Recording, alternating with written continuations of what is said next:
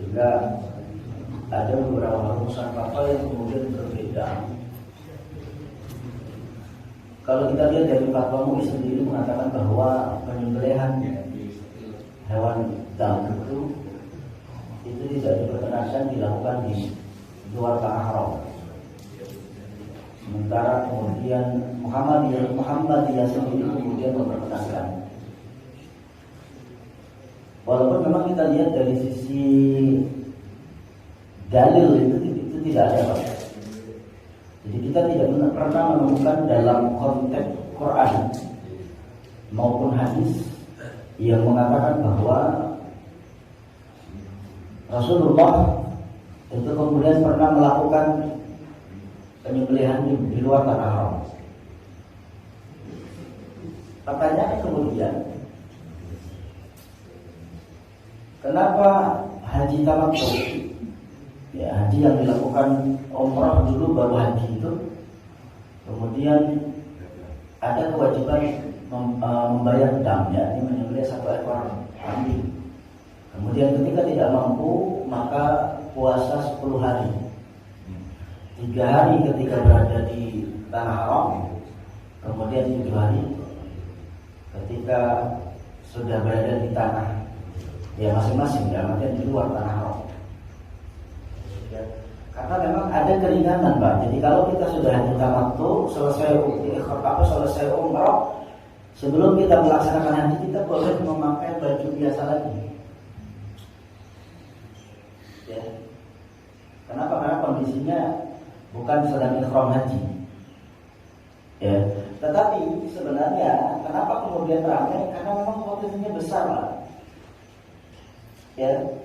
Dari jumlah ini yang terakhir, walaupun kita tahu bahwa jumlah kemiskinan itu kan semakin turun kalau berdasarkan BPS, ya Pak.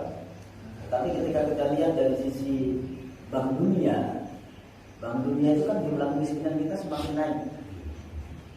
Apalagi sekarang rupiah itu kan anjlok, Pak, di angka 17.500. Yang mungkin yang sekarang agak ramai ketika pemerintah sendiri mengatakan orang desa nggak pakai dolar kok. Ini kan nggak enak, Pak. Padahal kita tahu bahwa kurs rupiah ketika kemudian turun itu kan berimbas pada ya harga yang kemudian akan kita konsumsi. Ya. Kembali ke masalah bahwa jumlah penduduk Indonesia yang memang mayoritas Muslim juga banyak, dan ini yang kemudian menjadi potensi besar ketika hewan kurban atau haji itu kemudian dilakukan di luar tanah haram.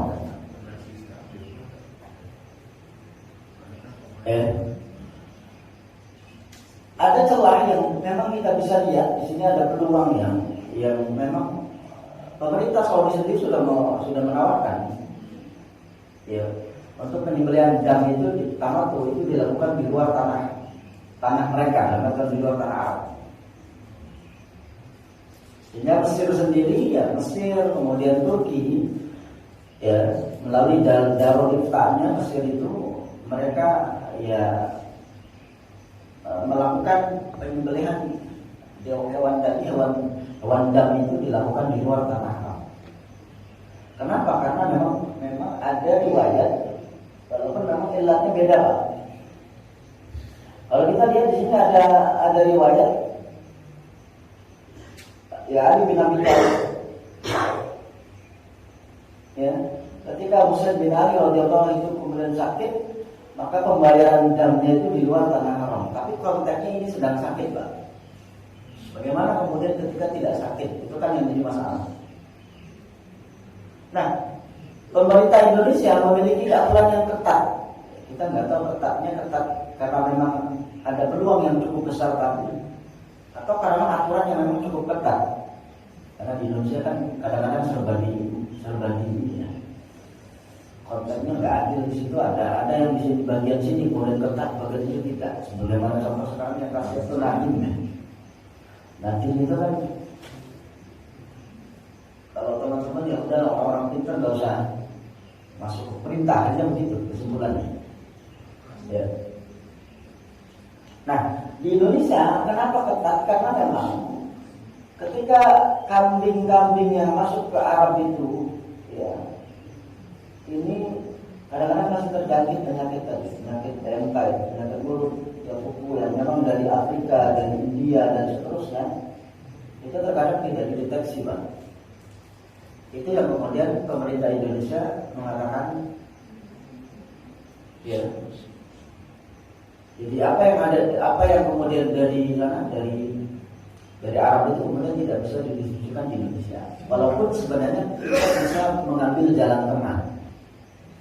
Ya, kalau saya katakan kita sebenarnya bisa mengambil jalan tengah, penyembelihannya di tanah haram, kemudian diolah menjadi sudah matang, hasilnya baru disebar. Itu sebenarnya bisa. Ya, jadi tidak melanggar nas, berarti penyembelihannya tetap di tanah haram. Tapi kemudian diolah menjadi matang, baru kemudian didistribusikan di luar tanah haram. Itu sebenarnya bisa menjadi solusi. Walaupun kita lihat dari sisi Darul Ifta, kemudian ke Mesir, kemudian Turki atau Muhammadiyah, itu kemudian memperkenankan ya, penyembelihan dam itu, hewan dam atau kurban itu bisa dilakukan di tanah, ya, tanah selain tanah haram, ya, baik di Afrika, kemudian di Indonesia dan seterusnya. Ya. Dan ini kalau kemudian ya pemerintah sudah tekan itu sebenarnya nanti sedikit banyak ya geliat daripada perekonomian, terutama para peternak, kemudian para pebisnis yang kemudian di bulan-bulan ini cukup ramai, ya pembeliannya ya meningkat. Gitu. Nah, kalau kita lihat dari laporan Basnas sendiri, ya memang tadi jumlah masyarakat miskin yang cukup lumayan banyak. Ini kemudian kalau penyembelihannya di luar tanah haram, sehingga mereka ya lebih banyak menikmati daripada daging tersebut. Walaupun ya kan isu awalnya kan terkait dengan pencegahan stunting dan seterusnya. Tapi kan faktanya memang stunting di Indonesia itu kan sebenarnya tidak begitu banyak, ya. Tapi intinya Basnas itu adalah bagaimana kemudian celah yang cukup besar ini kemudian bisa diambil. Kenapa? Karena memang pemerintah Saudi sudah tidak mampu lagi, Pak, mengelola. Saking banyaknya hewan yang numpuk itu, khawatirnya kemudian hewan itu menjadi rusak dagingnya dan sampai di Indonesia itu tidak lagi segar. Ya, kecuali kemudian tadi setelah disembelih kemudian dikelola ya, dengan profesional menjadi bisa menjadi abon atau kemudian menjadi masakan atau mungkin menjadi rendang yang sudah siap saji, itu kan itu lebih sangat membantu kaum muslimin di Indonesia. Ya. Nah, ini Basnas sendiri melihat bagaimana ya anak-anak Indonesia kan perlu protein yang kemudian bisa dikonsumsi ya oleh mereka yang memang membutuhkan. Apalagi konteks daripada kurban atau kemudian dam itu kan beda dengan zakat. Karena kurban itu kan dia lebih longgar, Pak. Walaupun orang mampu nggak masalah, yang penting dia muslim. Beda dengan zakat, dan memang aturannya ya dibatasi oleh 8 kelompok tadi. Ini potensi peningkatan ya di tahun 2020 sampai 2024. Ya, walaupun memang turun ketika corona, ya. Ketika corona sangat turun, baru kemudian dilihatnya lagi di 2023 dan 2024. Tapi saya belum menemukan yang 2025. Karena data ini itu saya lihat di 2025 dan yang 2026 itu belum ada. Jadi karena potensi yang sangat banyak ini, Pak, kan dari ya peluang daripada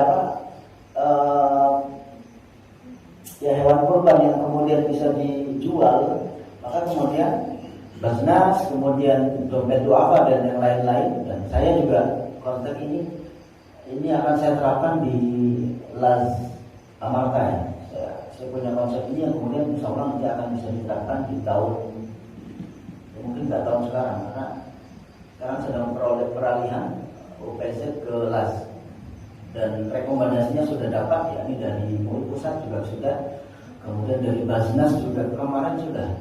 tinggal dari Basnas, dari MUI Pusat, Komisi Fatwa, rekomendasi itu 3 orang, salah satunya saya, kemudian dari Basnas, baru kemudian di-upload ke Direktur Pemberdayaan Zakat dan Wakaf Kementerian Agama, Prof. Waryono. Baru kemudian AL, asesmen lapangan. Kalau udah itu ya sudah selesai. Ya kami sebenarnya kemudian melakukan semacam itu karena agak berat ketika kalau UPZ itu kan harus setor dulu, Pak. Jadi dana yang kami kumpulkan itu hampir sekitar 50 miliar. Dana zakat wakafnya itu, dana zakatnya itu kemudian harus disetorkan ke Basnas, dilaporkan ke Basnas, kemudian Basnas hanya memberi maksimal 70%. Ya kami agak berat itu. Sehingga kemudian beberapa bulan ini ya kita sebelum ya sudah lari aja kita selesaikan, walaupun ya ada lumayan berat juga Pak, ada wawancara dengan Komisi Fatwa MUI Pusat ya. Waktu itu saya yang muji itu kalau Prof. Jai Mubarak, Prof. Faisal Bukhari terus Kiai Nurul Huda, banyak itu 3 orang yang kemudian yang melakukan wawancara lumayan lama 2 jam terkait dengan orang ini pantas atau tidak kemudian menjadi salah satu dewan pengawas di lembaga LAS. Nah, ini saya lihat kesininya apa ke teorinya nih? Karena bahasanya banyak. Apa ke teorinya? Karena kalau ini dibahas teorinya nanti nggak dapat ya semuanya. Karena bahasa tadinya ini ada pesanan terkait dengan kurban. Jadi kalau nanti maksudnya nanti ini sekedar pengantar saja. Nanti kita masuk ke kurban aja dulu, supaya nanti terkait dengan proses penyembelihan, terkait dengan distribusi itu dapatnya. Bentar.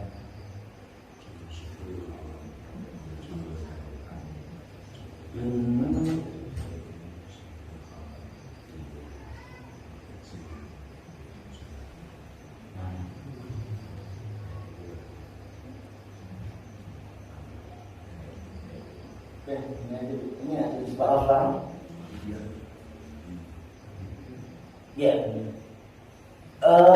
Terkait dengan kurban, karena bagaimanapun jamaah sekalian, setiap ibadah itu ada maqasid, setiap ibadah itu pasti ada tujuan, dan hampir semua rangkaian ibadah kita itu ketika kemudian tidak terlaksana atau melanggar, itu pada umumnya masuk pada dana sosial.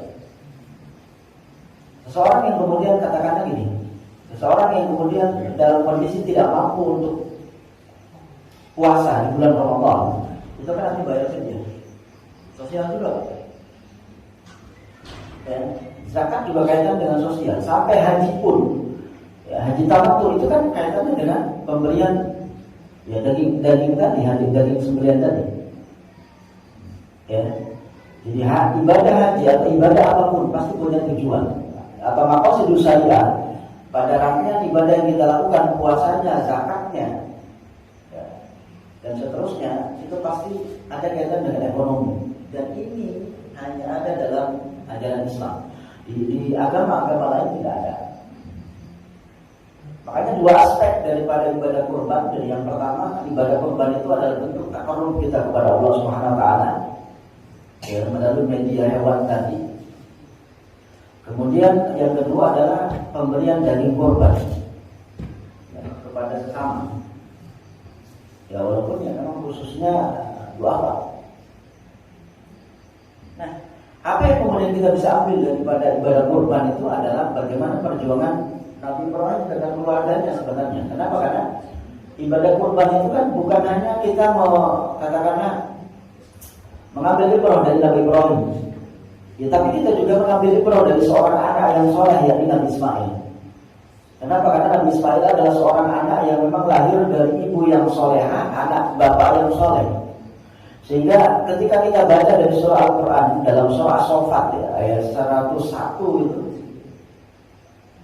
102 itu kan bagaimana dialog seorang anak dengan seorang bapak. Dan seorang bapak di sini sangat bijak kok. Anak-anak, bapak beberapa kali sudah mimpi supaya bapaknya melihat engkau. Kan jawaban anaknya enak Pak. Ayah, kalau memang itu adalah perintah Allah, laksanakan. Ya. Mudah-mudahan kita nanti bertemu di surga. Kata Jibril, insya Allah itu di surga itu termasuk orang yang bersabar dan seterusnya. Ya. Kemudian bagaimana kemudian seorang ibu juga harus kemudian bisa mengambil pelajaran dari seorang Siti Hajar. Kenapa? Karena posisi istri itu kemudian tidak menghalangi. Ya, posisi istri itu tidak menghalangi, bahkan mendukung ya perintah Allah. Ya, tidak menghalangi anaknya, tidak kemudian menghalangi putranya dan seterusnya. Dan ada dialog yang memang ada dialog yang memang ya cukup ini Pak, cukup menguras pikiran kita juga. Artinya anak kita belum begitu. Ya, ketika contoh sang Nabi Ismail mengatakan, ayah tajamkan pisaunya supaya engkau, atau ayah hadapkan muka saya ya ke bumi atau ke samping, supaya apa? Supaya saya tidak melihat, atau supaya ayah tidak melihat wajah saya, karena khawatirnya ketika ayah melihat wajah saya kemudian tidak menjadi kasihan ya, kemudian sehingga tidak lagi jadi kurbannya. Kemudian ayah tajamkan pisaunya supaya apa? Supaya saya ketika kemudian disembelih itu tidak gampang meronta. Kemudian ikat kencang-kencang kaki saya, tangan saya supaya tidak gampang meronta. Sampai kemudian ayah lepaskan semua baju saya kecuali bagian aurat. Supaya apa? Supaya saya termasuk orang yang memang benar-benar 100%. Ibaratnya benar-benar bahasa itu ibadah itu ya seluruhnya ya saya tanggalkan. Kemudian setelah itu kan terakhir itu ayah kalau sudah selesai maka kemudian berikan baju tersebut kepada ibu sebagai tanda kenang-kenangan. Itu anak soleh Pak. Berikan baju tersebut kemudian kepada ibu sebagai bentuk kenang-kenangan bahwa beliau sudah punya anak yang soleh. Ya. Nah, kemudian pengalaman rohaniah dari Nabi Ibrahim tadi, kemudian Nabi Ismail, atau yang ini yang kemudian disebut dengan intuisi, karena pengalaman roh kita itu beda Pak ketika ibadah.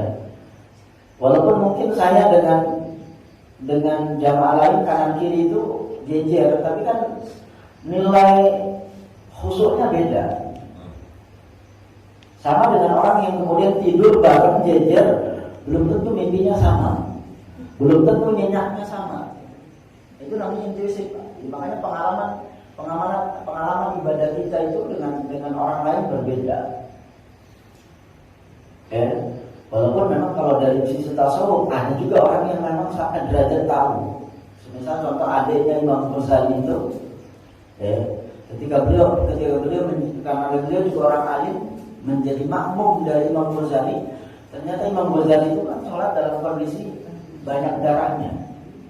Maka beliau mengatakan, wahai imam atau wahai kakak, kamu tadi sholat sambil mikirin bab head ya. Karena beliau lagi nyusun kitab tentang head. Model kita kan nggak tahu Pak. Kita lagi sholat bareng dengan kanan kiri kita, apakah yang sampingnya sedang mikirin utang, atau yang sampingnya sedang memikirkan anaknya yang sedang di rumah sakit, kita kan nggak tahu. Ini sifatnya intuisif ya, makanya pengalaman berbeda, jadi kita nggak bisa kemudian ya menyamaratakan. Kemudian dalam konteks kurban juga ada yang namanya ta'awun, konteks tolong menolong, ya, kemudian memenuhi kebutuhan kaum muslimin yang membutuhkan. Ini sebagai pengantar. Ya, makna udhiyah kalau kita lihat dari beberapa kitab, contoh dia kitab At-Tadhib. Tadhib itu sarah daripada takrib, matan takrib yang memang jadi setiap poin-poin yang ada dalam kitab matan takrib Imam Abu Suja itu kemudian dibikin referensi Qurannya mana, hadisnya mana. Jadi kalau contoh di takrib matan takrib ada ungkapan furudul wudu sittatun. Oh, itu karena Quran surah Al-Maidah ayat 6. Bila kuntum ila sholati faghsilu wujuhakum dan seterusnya. Jadi dia membuat footnote dari setiap pembahasan dalam matan takrib itu dibikin rujukannya. Oh, ini Qurannya, ini hadisnya. Itu kitab Tadhib karya Mustafa Zainul Rufai, salah satu ulama besar di Al-Azhar. Ya. Jadi beliau mengatakan bahwa ya al-udhiyah ya ad-dakwah itu adalah maknanya adalah permulaan siang. Makanya jeda antara waktu subuh dengan waktu duha itu namanya syuruk. Makanya ada yang namanya sholat isyraq. Sholat isyraq itu adalah ketika matahari naik ya sampai kemudian jarak ya satu tempat yang mungkin sekitar 10 menitan, 10 menit sampai 15 menit. Kalau sudah lewat itu berarti sudah masuk waktu duha. Itu namanya isyraq. Ya. Makanya dari konteks istilah kemudian ya udhiyah itu adalah ya hewan binatang yang baik unta, kemudian sapi dan seterusnya yang kemudian disembelihkan di hari Id atau ayam tasyrik. Nah di sini nanti ada beda pandangan. Kalau Imam Abu Hanifah itu ayam tasyrik itu hanya sampai di tanggal 12, 10, 11, 12. Beda dengan imam lain, contoh Imam Malik, Imam Syafi'i, Imam Ahmad itu ada 10, 11, 12, 13. Ya. Nah, beda dengan kitab At-Tadhib, sarahnya juga ya kitab Kifayatul Ahyad Imam Taqiyuddin. Sama, ini sarahnya juga karena takrib itu termasuk kitab yang produktif karena banyak disarah oleh ulama. Ya, ada At-Tadhib, ada Kifayatul Ahyad, ada juga kemudian Iqna. Imam kemudian Syekh Nawawi Banten juga kemudian mensyarahi lagi namanya Tausyah dan Banten. Kemudian disarah lagi oleh ulama sebelumnya, ini contoh Imam Bajuri. Jadi hewan binatang ternak yang disembelih ya di hari Id dan tasyrik tujuannya adalah mengharap atau dekat dengan Allah Ta'ala.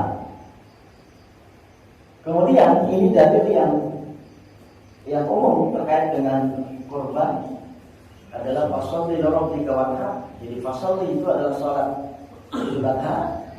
Ya, jadi konteks fasholli li rabbika wanhar artinya kurban itu sah jika dilakukan selesai sholat Id. Jadi kalau sholat Idnya di sininya belum dilakukan, kemudian kurban dulu ya nggak sah. Jadi selesaikan sholat Idnya, selesaikan dulu kemudian khutbahnya, ya, baru kemudian laksanakan kurban.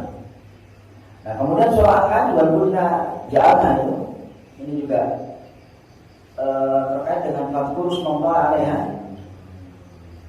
Ya.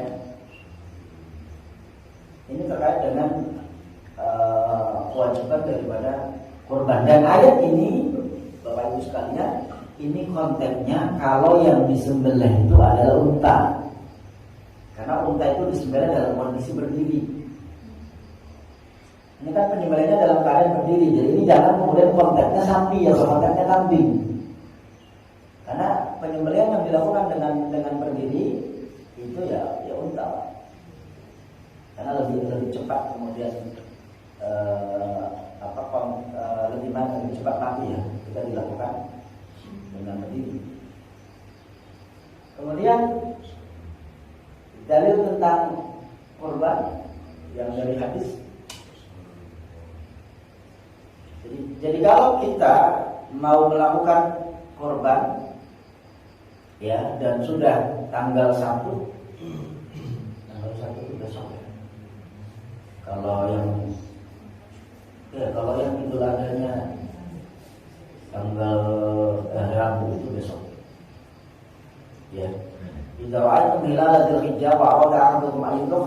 yumsik an syari wa tari. Ya, artinya kita sunnah hukumnya ya kukunya, rambutnya jangan potong dulu. Kemudian mungkin tu binaki bahwa sunnatun lakum. Ya. Jadi Ibnu Umar mengatakan saya diperintahkan untuk berkurban dan kurban itu hukumnya sunnah. Walaupun nanti ada pandangan yang mengatakan wajib sebagaimana Imam Abu Hanifah. Sehingga di beberapa tahun yang lalu, mungkin 5-6 tahun yang lalu, ada pandangan yang kemudian menjadi ramai ketika Syekh Ali Jabir mengatakan kurban itu wajib. Padahal Syekh Ali Jabir, almarhum Syekh Ali Jabir, itu beliau mengatakan wajib itu ketika beliau mengambil pandangan Imam Abu Hanifah. Dan ini jelas Pak. Kutiba alaihi an-nahru wa laysa biwajibin alaikum. Jadi kurban itu wajib bagi Nabi Muhammad tapi tidak wajib bagi umatnya.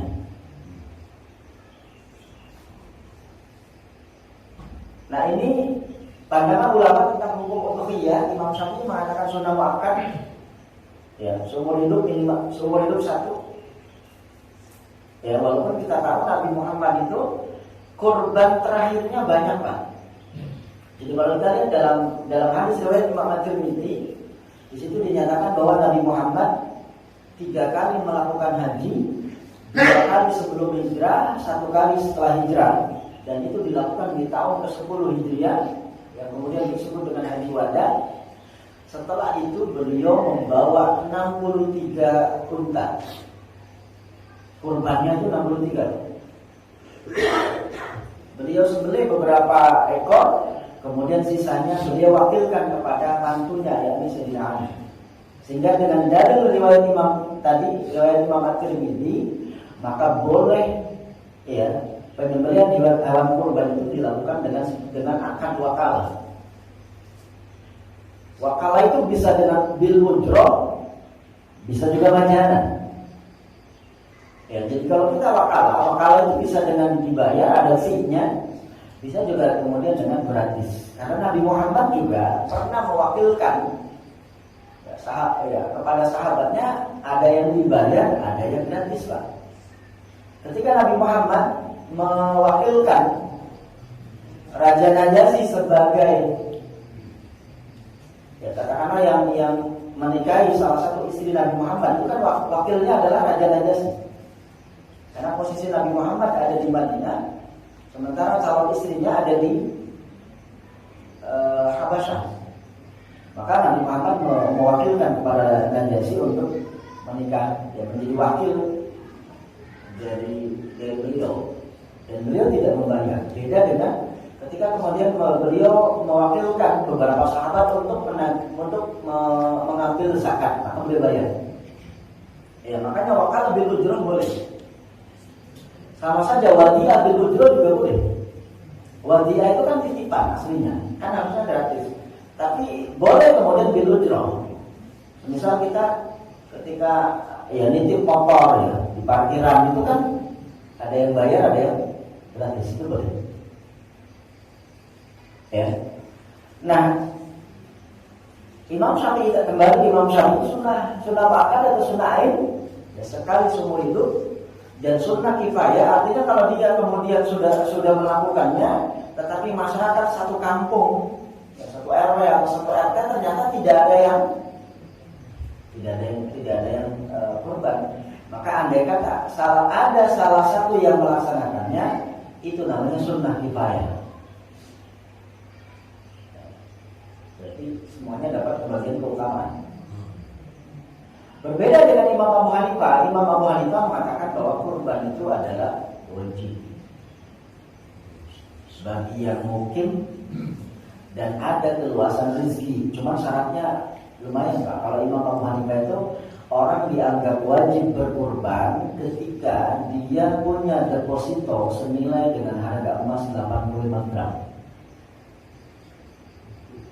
Jadi kalau Pak Joko punya tabungan setara dengan 85 gram emas, berarti menurut Imam Abu Hanifah Pak Joko wajib berkurban.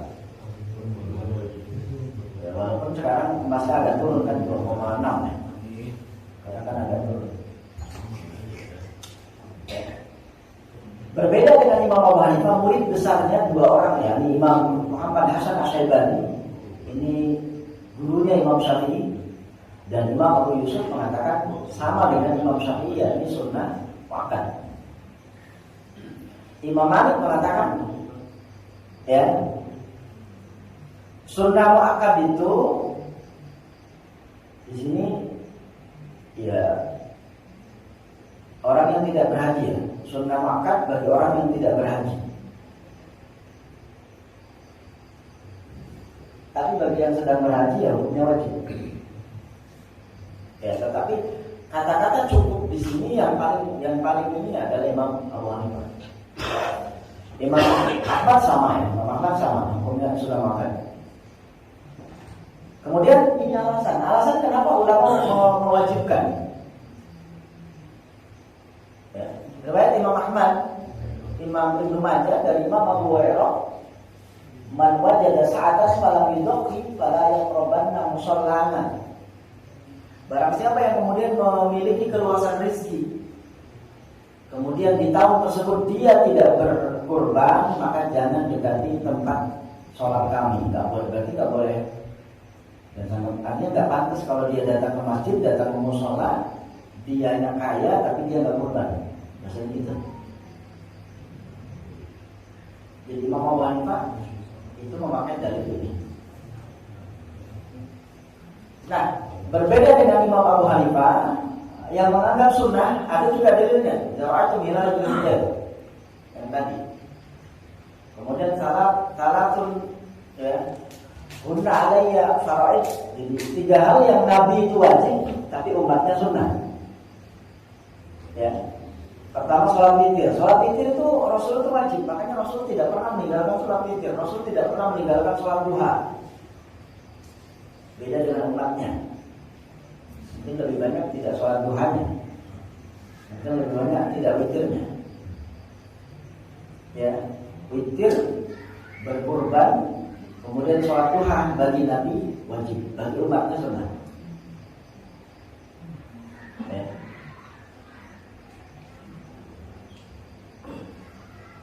Nah, syarat mampu tadi, kata Imam Abu Hanifah mengatakan syarat mampu itu kalau dia memiliki, ya, setara dengan 20 dinar atau 85 gram emas tadi, sebagaimana zakat mal.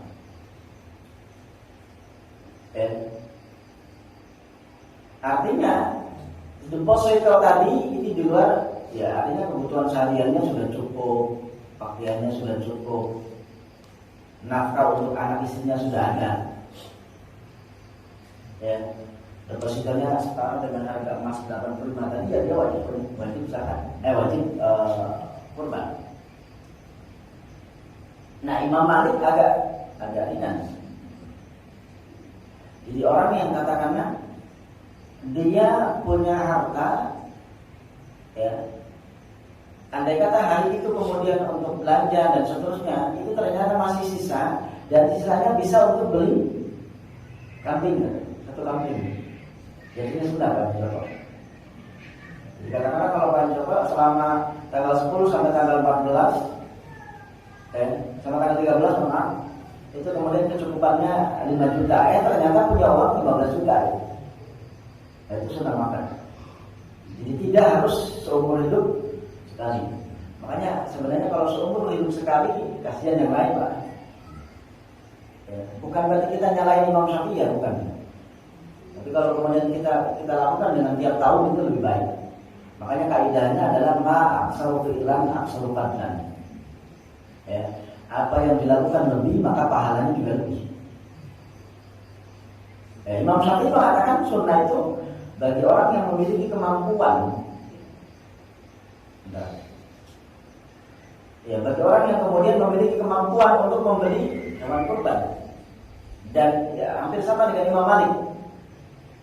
Dan kemudian terpenuhinya kecukupan, ya, dianya, keluarganya, anaknya, dan seterusnya. Kalau Imam Ahmad lebih ekstrim, orang yang memiliki kemampuan untuk membeli hewan kurban walaupun dari hasil hutang, itu sunnah. Walaupun dari hasil hutang itu sudah mencukupi. Ya, walaupun belinya dengan sistem kredit, Ya mungkin bisa dengan dengan sistem kredit atau kemudian bisa dengan sistem nabung, bisa dengan sistem arisan itu sudah mencukupi menurut Imam Ahmad. Kemudian siapa yang kemudian punya kesunahan atau kewajibannya? Muslim merdeka balik, ya mungkin dan seterusnya. Ya makanya punten, kalau anak kita masih kecil, jangan dulu ini kurban buat anak saya. Anaknya belum balik kok. Yang penting beresin dulu, akikahnya beres atau belum. Makanya Imam Ahmad ini Imam Ahmad sampai bilang begini. Kalau ada ayah yang padahal dia mampu untuk beli hewan akikah, tapi dia tidak membelikannya sampai anak itu besar. Andai kata anak ini sampai tidak diakikahi, padahal dia adalah orang yang soleh, maka anak ini tidak bisa memberikan syafaat kepada ayahnya, karena ayahnya tidak dianggap bisa memberikan kontribusi. Makanya orang tua tidak ada kewajiban, tidak ada kesunahan ngurbanin untuk anaknya. Tapi orang tua itu adalah akikahnya. Karena kurban itu nempel pada pribadi, Pak. Pribadi dalam artian pribadi orangnya. Makanya nanti Imam Syafi'i sampai mengatakan kurban bagi orang yang sudah meninggal, kalau dia tidak wasiat itu nggak bisa, Pak. Karena kaitannya sama niat. Nanti ke situ. Ya, kita kemudian melihat jumhur ya tadi merdeka, balik, mukim dan mampu. Kalau dalam keadaan perjalanan ya berarti tidak. Ya, kalau Pak Jokonya lagi jalan-jalan atau lagi ada tugas luar atau di Kendari contohnya, ya berarti nggak ada. Menurut jumhur. Kemudian kurban walaupun ya menurut Imam Abu Hanifah dan Imam Malik mengatakan kurban itu ya sunnah bagi anak kecil. Ya. Sementara Imam Syafi'i, ya, dalam Syafi'i dan Hanabilah tidak disunahkan ya anak kecil. Ya Imam Abu Hanifah tidak mengatakan kurban tidak wajib bagi musafir, karena Sayyidina Abu Bakar, Sayyidina Umar, kemudian Sayyidina Ali tidak pernah berkurban ketika kondisi sedang musafir. Ya, jadi khulafa'i Rasyidin yang tiga, ya Abu Bakar, kemudian Umar bin Khattab, kemudian Sayyidina Ali, beliau tidak pernah berkurban ketika beliau sudah melakukan perjalanan. Nah, Syafi'iyah dan Hanabilah mengatakan bahwa sunnah berkurban bagi orang yang sedang haji atau dalam perjalanan. Kan beda-beda. Ya, dalilnya di Annabi sallallahu alaihi wasallam dhaha fi Mina an-nisa'i bil baqar. Ya. Jadi ya silakan kita ambil yang mana.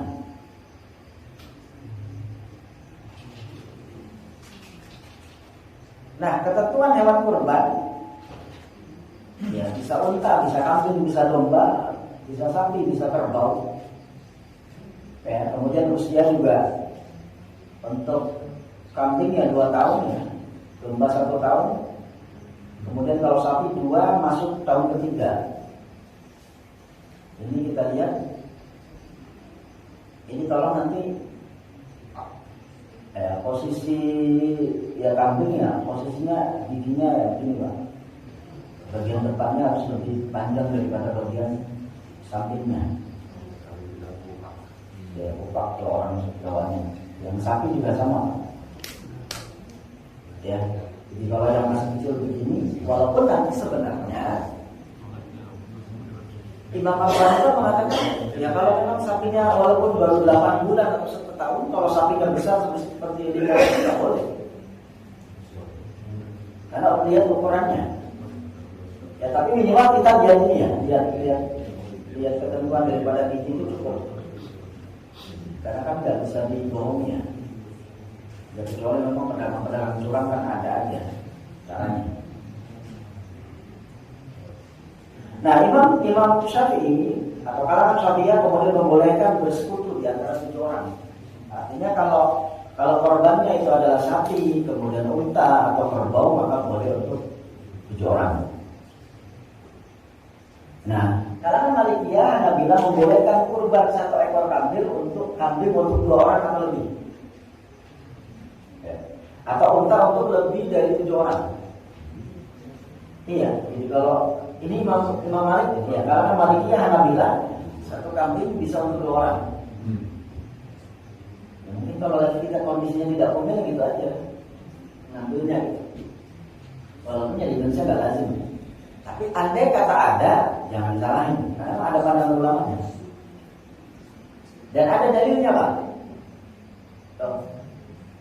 Riwayat Imam Muslim dari Sayyidah Aisyah, anna Nabi sallallahu alaihi wasallam doha bi kabsin an Muhammadin wa ali Muhammad.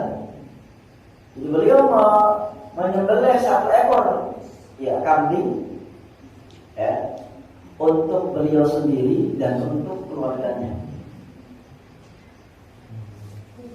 Dan beliau juga menyembelih 2 ekor kambing yang gemuk, yang besar, yang tanduknya bagus, ahaduma an Muhammadin wa ummatihi.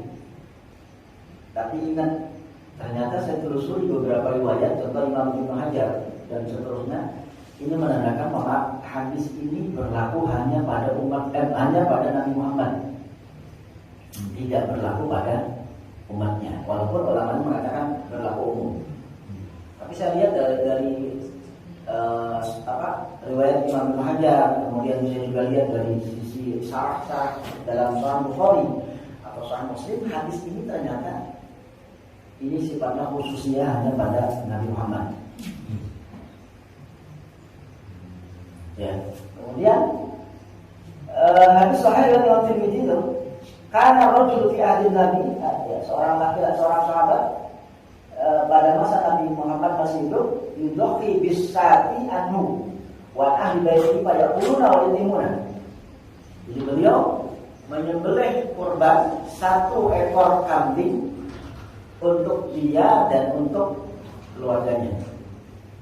Tapi konteksnya sebenarnya untuk dia itu berarti kurbannya, untuk keluarganya pahalanya. Jadi tidak bisa kemudian 1 keluarga 1 kambing. Jadi untuk dia kurbannya, tapi nilai pahala keluarga juga bisa. Itu para ulama lebih mengarah ke situ.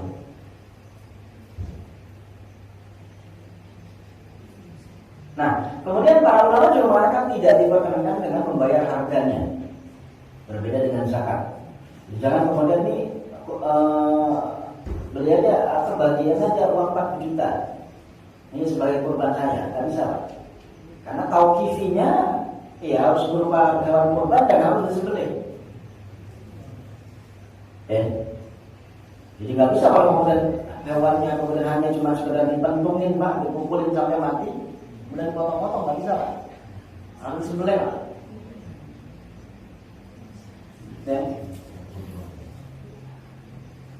Nah, kemudian Imam Ahmad bin Hanbal mengatakan berkurban lebih baik, ya, terutama daripada zakat dengan harganya atau dengan uangnya. Ini yang kriteria tadi ya, tidak boleh cacat dan seterusnya. Ini juga harus dipahami kondisinya. Beda antara yang sehat dengan yang kena asap itu kan beda. Dia dari bulunya yang lebih bersih, geraknya lebih lincah, gitu kan. Nafsu makannya juga normal, cara bernapasnya juga normal ya. Kalau yang anak kan dia paham ya. Dan seterusnya itu penting. Suhu badannya juga ya sekitar 39 sampai 40. Kemudian tinja atau urinnya juga normal, tidak kemerah-merahan dan seterusnya. Ini juga harus dicek ya.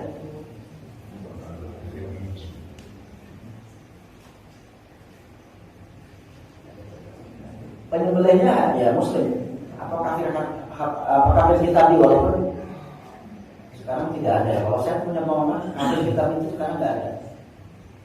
Kenapa? Karena orang Nasrani dia sudah punya kitab yang Injilnya bukan asli. Kemudian Yahudi juga ya tidak asli juga. Ya di zaman Rasul masih ada, tapi kalau untuk sekarang saya pikir nggak mungkin. kemudian terputusnya tenggorokan dan seterusnya. Intinya ya ini Pak, kita lihat gambar aja. Yang minimal segini Pak. Ya, dari samping, depan, samping itu ya putus. Makanya makruh hukumnya kalau sampai terputus semua. Ya, walaupun ayam juga jangan sampai terputus Pak.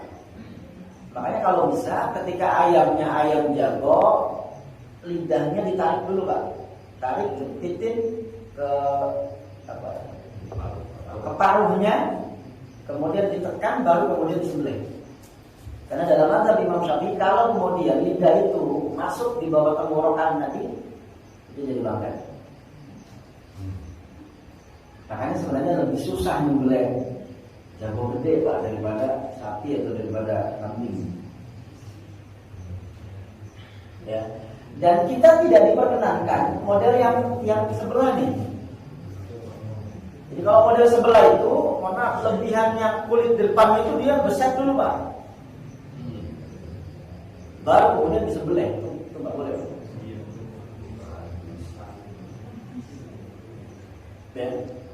Dan usahakan ya tadi putusnya itu kan samping sini sampai sini itu putus semua sampai tenggorokan juga ya. Dan usahakan jangan sampai hewan yang kondisi belum mati total kemudian dikuliti ya, walaupun hanya ya makruh ya, tapi makruhnya makruh kering. Jadi kalau masih kelanjutan masih apa, jangan kemudian main potong-potong aja Pak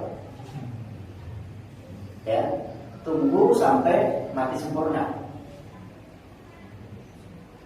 Loh, nggak lama Pak, nggak sampai 5 menit lah, tunggu sebentar. Dan usahakan penyembelihan jangan di samping kanan kiri. Kalau mau ya silakan tutup dah pakai apa lah. Kadang-kadang kan nyembelih itu dijejer. Ya, itu jangan. Atau mungkin saling membelakangi.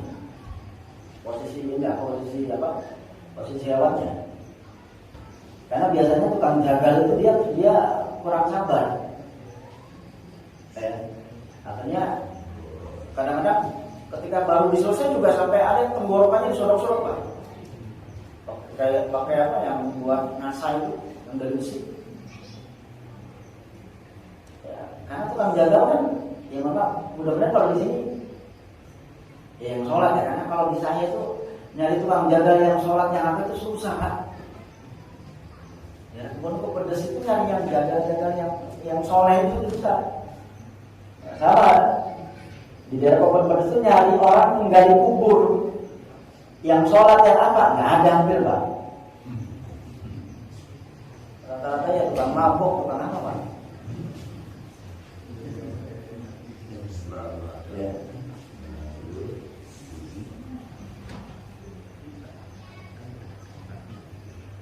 Ini waktu berkurban kalau jumhur kan tanggal 10 Dzulhijjah. Sampai kemudian ayam tasyrik sampai sebelum maghrib tanggal 13. Artinya kalau kurban dilakukan pas asar, waktu asar masih boleh Pak. Berarti 4 hari itu masih boleh. Ya. Makanya kurban tidak bisa dilakukan ya pas malam Idul Adha. Atau tidak boleh juga dilakukan sebelum sholat Id. Di sini memang ada beda pandangan, apakah setelah sholat Id langsung boleh, apa nunggu khutbah dulu. Maka para ulama lebih ikhtiar, selesaikan sholatnya, selesaikan khutbahnya, baru silakan potong. Ini dalilnya hadis riwayat Imam Bukhari dan Imam Muslim, dan Imam Abu Hanifah lebih pendek Pak. Waktunya hanya tanggal 10, 11, 12. Hadisnya sama Imam Bukhari juga. Ya. Man dzabha qabla sholati falyu'id. Jadi barang siapa yang kemudian menyembelih hewan kurban sebelum sholat selesai atau sebelum sholat Id dilaksanakan, ulang itu berarti tidak sah.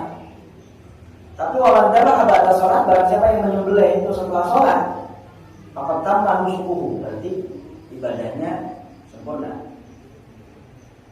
Ya. Kemudian wasoba sunnatul muslimin, dan dia memperoleh kesunahan kaum muslimin.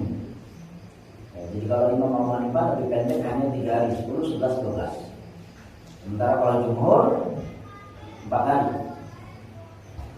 Nah, ini aturan.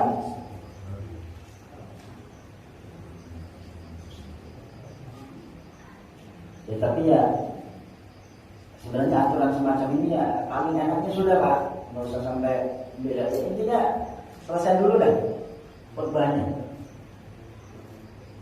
Ya, atau dengan gampang sampai Syafi'iyah itu sampai masuk sholat waktu duha. Makanya kalau waktunya masih waktu subuh nggak bisa. Ya, sampai habisnya waktu asar tanggal 13 Dzulhijjah. Hanabilah, ternyata Hanabilah juga sama, hampir sama dengan Imam Abu Hanifah, ya, ini sampai tanggal 12 Dzulhijjah.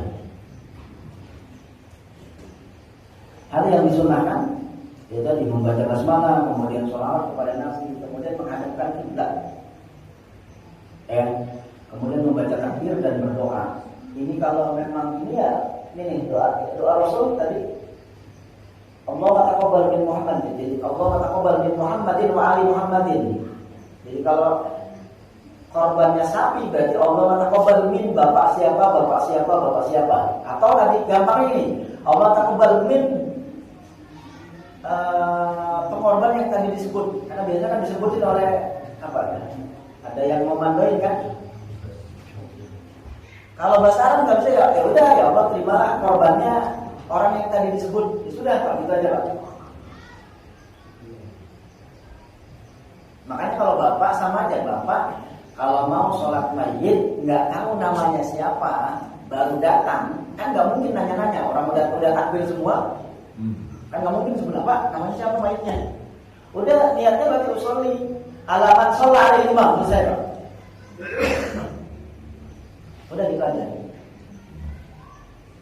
Jadi ini Nabi Muhammad, beliau Allah taqabbal min Muhammadin wa ali Muhammadin wa min ummati Muhammadin. Ini berarti saking sayangnya Nabi Muhammad kepada umatnya sampai disebut Pak. Jadi beliau nyebut itu bukan hanya sekedar ketika masalah sholat, masalah kurban itu masih disebut. Ya nggak tahu kalau pemimpin kita itu Allah. Akhirnya disebut gak ketika kemudian ketika selesai sholat doa enggak ya, untuk rakyatnya. Ya, kita yang rakyatnya harusnya kemudian berdoakan ya Allah, mudah-mudahan kita nanti punya pemimpin yang baik. Kemudian atau ini, kalau nyembelih, ya nyembelihnya dalam artian yang berkorban juga dia yang nyembelih, maka doanya Allahumma hadza minka wa ilaika fataqabbal minni. Jadi kalau pagi Joko pas tahu ini kurban, kemudian ya hewan kurbannya disembelih sendiri sama Pak Joko, maka doanya ini Allah taqabbal, ya Allahumma hadza minka, ya Allah hewan ini ya dari Engkau, rezeki dari Engkau, dan ilaika artinya saya juga ibadah ya kepada Engkau, maka taqabbal minni, ya Allah terimalah korbanku. Ya.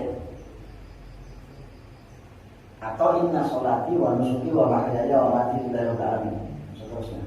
La syarika lahu wa bidzalika umirtu wa ana minal muslimin. Makanya ini beda. Ya. Ketentuan daging kurban. Ya kalau korbannya bukan korban wajib kan. Korban wajib itu berarti bisa nadar, Pak. Ya bisa nadar itu berarti korban wajib. Jadi kalau korban wajib ya dia tidak boleh kemudian memakan. Ya. Jadi mudhafi yang berkorban dia tidak bergunakan makan kalau korbannya korban wajib.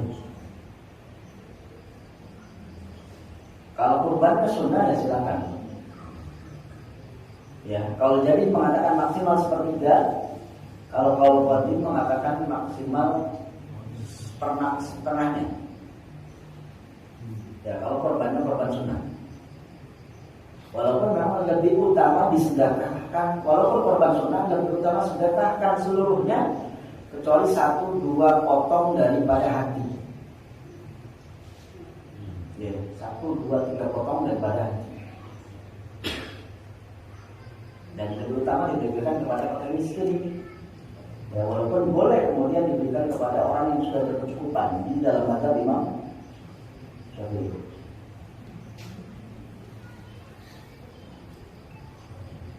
Kemudian haram hukumnya menjual kulit, daging dan seterusnya, bulu dan seterusnya. Beda kalau begini contoh. Yang berkorban bilang ya sudah, kepala dan kulitnya itu hadiah buat yang membeli. Hadiah itu berarti beda dengan itu, bayarannya beda Pak. Kalau bayarannya nggak bisa. Silakan tuh sembelih hewan kurban saya, bayarannya adalah kepalanya, itu nggak bisa. Tapi kalau hadiahnya itu nggak apa-apa.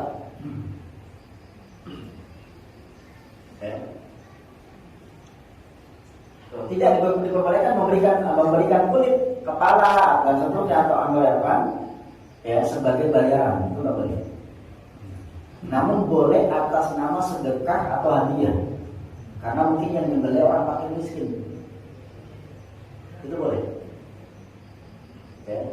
Sabda Rasul jelas di sini, amaroni Rasulullah, ini dari Ali radhiyallahu anhu, amaroni Rasulullah SAW an aku ma'ala budni. Kayak di sini Sayyidina Ali itu sebagai wakil daripada Rasul.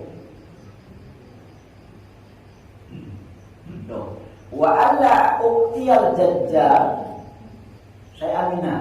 Jadi jangan kemudian berikan penjaga tadi, tukang jaga atau penyembelih tadi, kepalanya, kulitnya dan seterusnya sebagai sembelih. Makanya boleh kemudian panitia itu kemudian ini harga sapinya katakanlah 3,5 juta atau 4 juta, tapi ada biaya penyembelihan atau ada biaya perawatan, itu boleh di luar dari harga, itu boleh. Ya.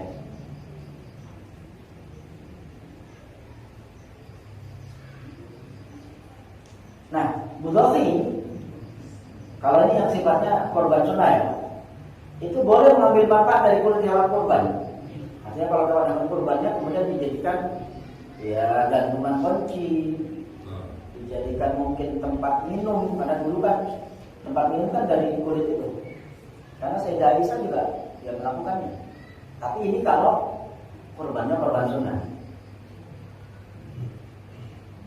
Dan Imam Malik, karena Maliknya mengatakan makruh hukumnya memberikan daging kurban kepada Yahudi atau Nasrani, apalagi kepada Israel Pak. Nggak boleh itu Pak, karena Israel kan jelas harbi ya. Walaupun kita miris negara-negara malah kemudian membela, bahkan sekarang itu dana zakat ya diperbantukan untuk mereka ya. Nah kemudian Syafi'iyah mengatakan bahwa mudhafi maupun orang yang wajib dinafkahi ya oleh mudhafi tidak diperbolehkan makan daging kurban jika kurban wajib. Artinya kalau kurbannya wajib, kurban nazar, kalau anak saya yang kemudian sekarang sedang di rumah sakit, kemudian sebelum dia sehat, maka saya akan kurban. Ya, kalau sudah begitu berarti kurban wajib. Laksanakan kurbannya, maka daging kurbannya, dianya, kemudian keluarganya dan orang yang wajib dinafkahi tidak boleh makan dari situ. Tidak boleh. Dianya, ya keluarganya yang wajib dinafkahi tidak boleh. Kemudian kalau kurbannya kurban wajib, makruh hukumnya, andai kata maaf kambing atau ini ada keluar air susunya, itu jangan minum. Ya, gitu. Nah ini berkorban untuk mayit atau orang yang sudah meninggal. Imam Syafi'i mengatakan tidak diperkenankan, ya tidak boleh menyembelih hewan kurban tanpa seizinnya. Ya, kecuali mayitnya pernah wasiat. Dan ini adalah seorang najam. 39 dakwaan laisa lil insani illa ma sa'a. Nah, jika dilakukan maka wajib menyedekahkan seluruhnya kepada fakir miskin.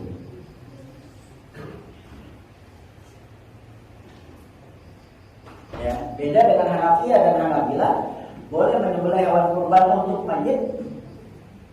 Ya. Dimana kemudian keluarganya makan boleh. Sementara kalangan Hanafiyah ya tidak diperkenankan. Nah, kalangan Malikiyah lebih ringan, Pak. Makruh, cuma makruh aja, Pak. Makruh menyembelih hewan kurban untuk mayit jika tidak ada ucapan atau pesan sebelum meninggal. Jadi kalau Imam Syafi'i mengatakan tidak sah, tidak boleh. Tapi kalau Imam Malik hanya pada tataran makruh. Ya, silakan pilih yang mana ya. Ya, silakan kalaupun kemudian kita ngambil yang mengatakan makruh ya, berarti itu pandangan Imam Malik. Ya. Nah, di sini maka Imam Malik sampai mengatakan kalau ada pesan atau ada wasiat, maka ya ahli waris ya harus melakukan. Ya, Pak, sampai sini berapa? Kok ada kan? Iya, bagi apa soal pertama sekarang ini kan itu mensosialisasikan sertifikasi JULEA. Itu sekarang ini karena belum rata apakah masih bersifat voluntary atau mandatory gitu. Ya, pilihan bisa pakai JULEA atau itu wajib. Dan kedua, kira sering jumpai di masyarakat itu ketika penjelasan korban itu yang bertolong royong yang urunan sapi misalkan itu sampai terjadi peristiwa bagaimana apakah korban itu boleh nyebut yang dari haknya itu nyebut pilihan tertentu. Saya minta torpedonya, saya minta kepalanya, saya minta kulitnya, di samping haknya dia seperti kita sudah dapat. Saya pernah jumpai di masyarakat begini, penjelasannya itu kayak arisan itu loh. Dikocok nanti siapa ngambil buat torpedo ya udah saya dapat torpedo. Biasanya itu 7 orang misalkan minta kulit, kocok ya kain polos, kosong nggak ada tulisan kulit, ya kayak arisan gitu. Nah ini bagaimana? Apakah ini proyek di belakang? Ada juga minta kepala udah kepala lain nggak dapat. Jadi ini kan yang urunan kan seleranya kadang-kadang di masyarakat kita jumpai kayak gitu. Kasihan panitianya kalau semuanya ngarani kayak begitu, sebut ini. Bahkan sampai rumah dimarahin si istrinya, pas pulang nggak bawa kepala gitu. Udah tidur di sofa aja. Repot kalau ini papa tidur di sofa karena kalau nggak bawa kepala kan gitu. Iya terjadi. Tapi mudah-mudahan dengan pengalaman bapak ya. Jadi bagaimana penyelesaian kayak ini? Iya, jadi terkait dengan JULEA itu sebenarnya sekitar sifatnya himbauan. Jadi tanpa dengan JULEA pun kalau sudah memenuhi syarat rukun nggak masalah. Ya. Karena mohon maaf, yang ikut JULEA juga masanya nggak gratis Pak, lumayan mahal itu jadi masalah. Kan pelatihannya lumayan banyak mahal. Kecuali mungkin MUI mengadakannya, maaf, gratis, banyak yang ikut. Atau kemudian kirim setiap DKM silakan putus. Itu kan lebih enak. Karena itu lumayan Pak, ikut begitu tuh berapa ya Mas? 200 atau berapa? Jadi itu sifatnya himbauan Pak. Karena memang tidak, ya sifatnya himbauan karena bukan peraturan pemerintah, bukan perda, bukan apalagi undang-undang bukan. Ya. Adapun ketika katakanlah seorang dari kurban sunnah itu dia sudah mencapai mengambil sepertiganya atau setengahnya, ya jangan ambil yang lain Pak, yang lain nggak dapat kebagian. Tapi kalau dengan pesan boleh, saya pengen bagian paha belakang, udah boleh. Nah, kalau ada pertanyaan bagaimana dengan sistem tadi yang dikocok tadi ya, Jadi memang gini Pak, kalau ada objek di mana beberapa orang itu punya hak yang sama untuk memiliki, maka memang yang paling adil itu Quran. Karena Rasulullah juga melakukan. Artinya gini, Rasulullah itu kan istrinya lebih dari 4.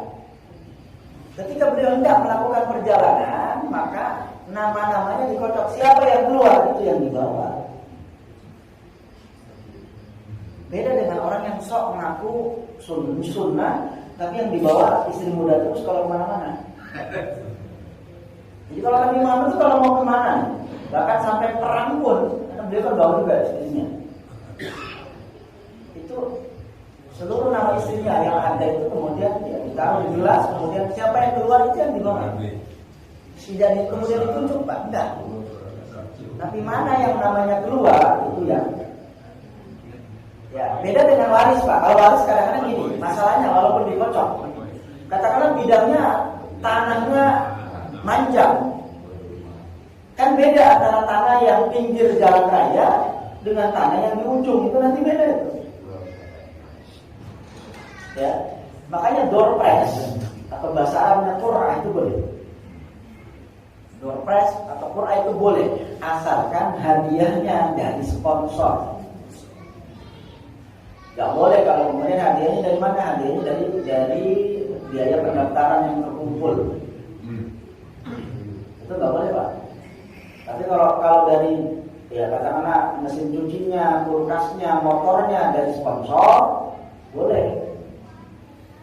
Jadi makanya kalau mungkin melakukan wisata, kan kadang-kadang ada door prize kan supaya menarik itu.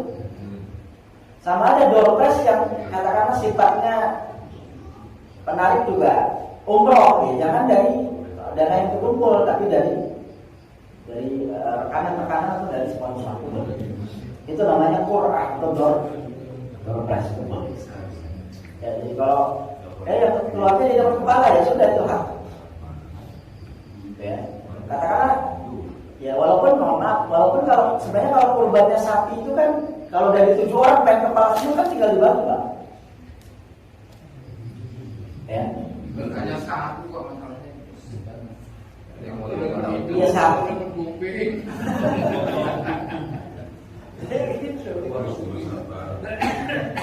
Ya bisa aja Pak. Katakan sapinya dibagi ya. Para sapinya dibikin 7 kantong, tinggal dinomorin. 1, 2, 3, 7 kan? Tinggal dia dapatnya nomor berapa itu dapat. Bisa aja Pak. Asalkan memang jangan lebih dari tadi 1/3 atau setengah kali. Artinya kalau ya cuman kan kalau ibaratnya sudah dapat paham kemudian masuk terus ya cuma pengaruh Pak. Aku bukan untuk kurban Pak. Tapi ada itu. Ya itu berarti kan karena mungkin latar belakang pemahaman literasinya juga berarti. Literasinya berarti bukan jamaah atur. Ya, tapi itu intinya kalau ada satu objek ya di mana orang-orang beberapa lebih dua kalau lebih dia punya hak yang sama, maka yang paling adil adalah Quran dengan sistem cocok. Karena kalau dengan sistem tunjuk nanti kan ada 2 hak. Ya sama saja ketika mungkin orang tua yang mau hibah kepada anak-anaknya yang masih ya ketika dia masih hidup, kalau bisa jangan tunjuk tuh tanah ini buat kamu, tanah ini buat kamu. Padahal mungkin tanah yang pertama dia lebih mahal. Itu jadinya kecemburuan sosial. Jadi makanya kalaupun tanah itu mau diberikan, ya dan orang tuanya masih hidup, lebih baik Quran daripada ditunjuk ini yang tanah di sana kamu, tanah di sini kamu dan sebagainya. Itu nanti akan jadi masalah. Apalagi yang satu dapat luas, yang satu dapat kecil, itu kan bahaya. Ya walaupun boleh-boleh saja hibah itu boleh. Ya, hibah itu artinya diberikan sebelum meninggal itu boleh saja. Itu ya Pak. Mudah-mudahan cukup. Masih ada? Tidak Pak Haji, silakan. Dengan yang berkorban ganda, misalnya si A kan, dia sudah ikut dalam 7 rombongan sapi, kemudian dia pengen lagi berkorban bisa 1 kambing. Hukumnya gimana? Abdul Pak Haji. Kan Nabi Muhammad itu sekali kurban tadi 63 unta. Jadi haji wada itu Nabi itu kurbannya nggak 1, nggak 2, nggak 5, Pak. 63 langsung ekor. 63 kali 7 berarti kan? Nggak apa-apa. Jadi kalau Pak Haji langsung kurban 1000 ke sapi ya nggak apa-apa. Di tahun yang sama itu afdal. Makanya kaidahnya tadi aksaru fi'lan, aksaru fadlan. Apa yang kita lakukan lebih maka pahalanya lebih. Apalagi ganda. Jadi kalau 1000 sapi pun nggak apa-apa. Karena kurban itu sebenarnya tidak dibatasi dalam konteks jumlah banyaknya. Minimal 1, itu 1 itu minimal. Tapi kalau kita kemudian 2, 3 sampai 1000 pun itu lebih baik 2 tahun. Kalau Nabi Ibrahim lebih dasar lagi Pak. Setiap ada tamu pasti beliau menyembelih unta atau kambing atau sapi. Setiap ada tamu. Dan Nabi Ibrahim tidak pernah makan kecuali dengan orang lain. Tamunya, dengan tetangganya. Bahkan beliau kalau nggak ada, beliau cari dulu, muter-muter dulu. Nah, itu Nabi Ibrahim alaihissalam. Itu ya Pak yang saya sampaikan. Mudah-mudahan bermanfaat. Kemudian juga terkait dengan panitia juga mohon nanti ditanyakan juga ini Bapak kurbannya kurban sunnah atau kurban wajib. Kalau kurbannya kurban wajib berarti dia tidak ada hak, nggak usah dikasih. Kalaupun dia minta ya dia sampaikan Pak punten Pak karena Bapak itu yang ibu itu kurbannya wajib, maka panitia tidak membagi. Kalaupun mau membagi silakan, tapi dari jatah sapi lah, lain bukan dari sapi yang dia sebenarnya. Jadi boleh ngambil tapi dari jatah kambing atau sapi orang lain yang kurban. Jangan kemudian dari jatah dia. Ya. Itu yang disampaikan. Kenapa ya? Mengenai wajib dan sunnah, maksudnya gimana? Kalau wajib itu kalau Pak Haji bilang gini, nazar, kalau saya tendernya gol, saya akan kurban. Itu wajib. Jadi yang nazar itu berarti kan janji untuk melakukan sesuatu ketika suksesnya sesuatu. Ternyata tendernya gagal, tidak ada kewajiban. Kurbannya jadi sunnah. Atau gini, ditandain karena punya sapi 1000 atau 100 nih. Ini tandain nih, ini kurban saya besok. Itu wajib jadi nggak boleh Pak. Kalau ditandain, ini sapi ini buat kurban saya besok. Itu jadinya wajib. Tidak berhak menerima. Ya. Tidak berhak menerima. Dari situ. Ya, karena sudah ditandai. Ini kurban saya besok.